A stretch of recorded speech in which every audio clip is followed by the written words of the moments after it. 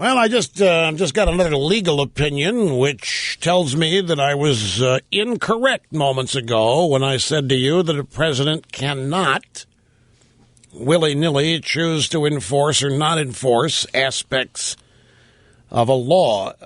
I'm told by a legal person I respect that for better or worse, the executive branch does have enforcement discretion and can refuse to enforce laws, even though enforcement discretion is supposed to be about allocation of resources, not rewriting statutes.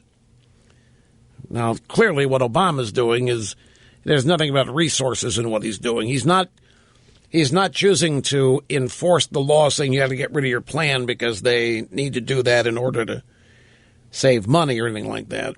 He is doing it to rewrite the statute. And that is in the spirit of the law kind of violation. But he can still do it, according to the legal opinion I'm holding here in my formerly nicotine-stained fingers. But then, I remember back during the government shutdown, the Republicans wanted to pass legislation to open the Grand Canyon, for example, or they wanted to pass legislation to approve funding for the cancer hospital for sick kids.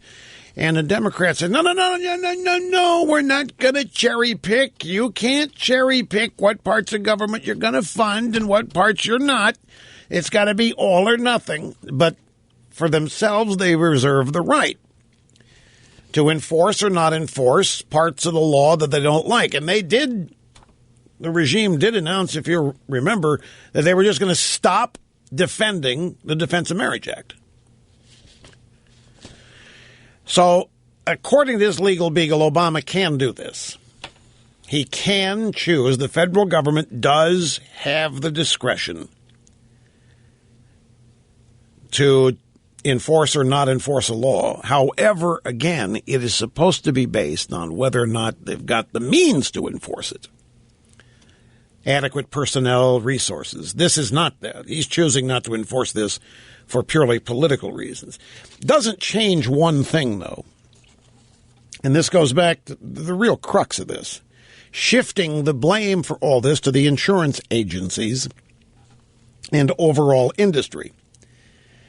Because Obama has said that for the next year, your old plan, if you can get it, even though it's substandard, if you can get it, you can have it, and we're not going to prosecute you for having it. It's still going to be illegal because I'm not changing the law, but you can have it if you want.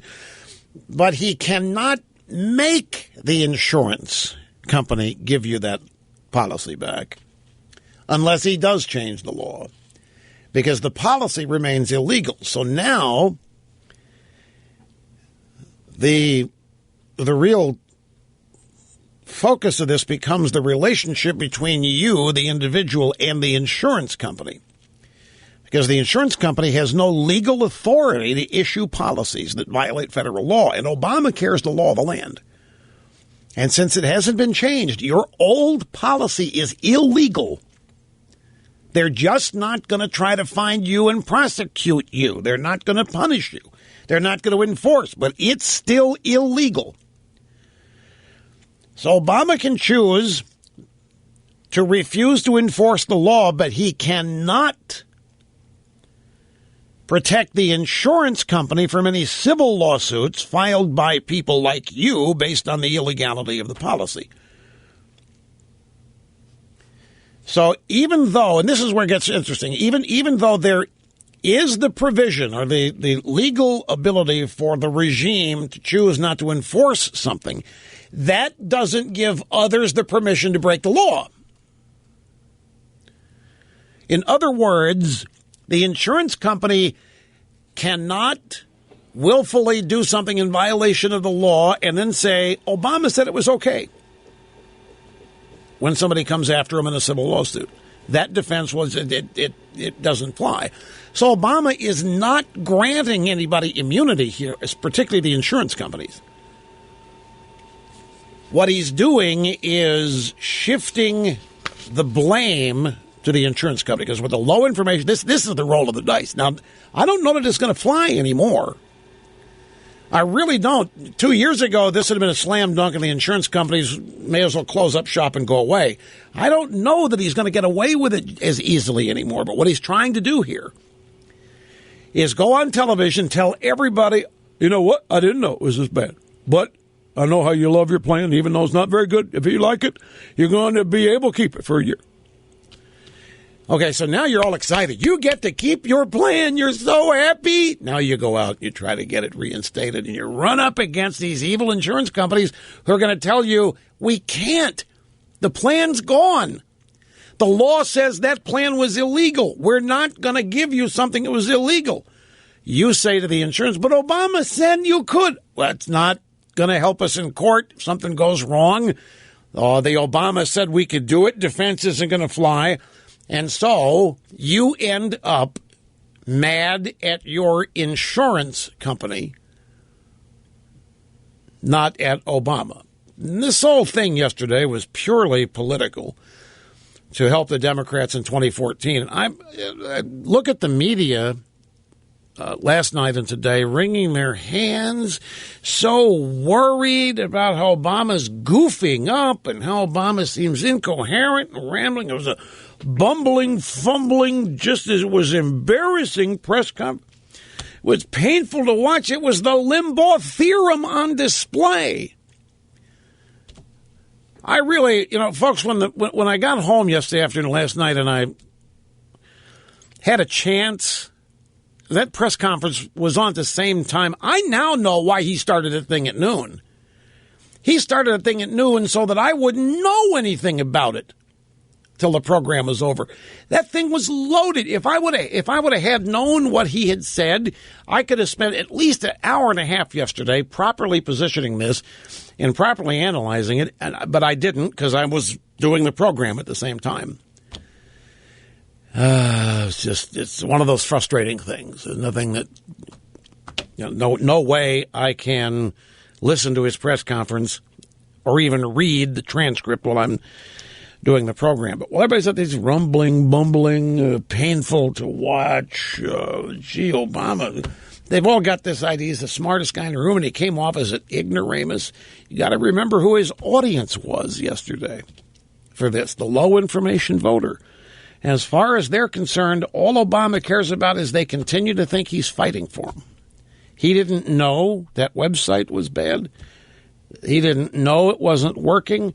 In fact, this is classic. He said he used his ignorance as an illustration of his brilliance. If I have this right, he said, nobody told me that the website wasn't ready, even a week into it. Do you think I'm that stupid?